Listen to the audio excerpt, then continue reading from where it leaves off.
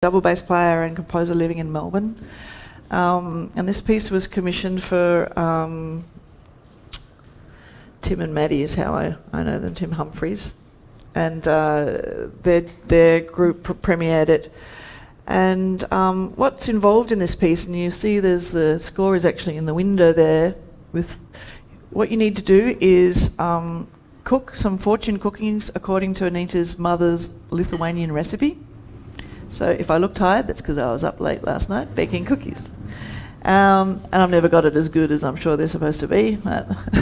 And instead she provides you with musical fortunes that you put inside them. So when you bake them, that's the reason you need to do it yourself is because you need to put these messages inside.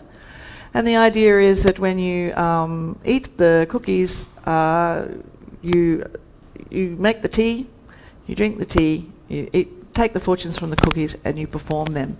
And it can be for 2, 4 or 6 instrumentalists. When we did it in Perth, we did it with the 6 of us, and it's of open duration. And I think it's a really interesting piece because it takes elements of Anita's own home life and ancestry and makes it part of the piece. It's also a really innovative idea about improvisation. So rather than making something just a total free-for-all, how can I control the work to some degree, but still leaving the instrumentalists quite free.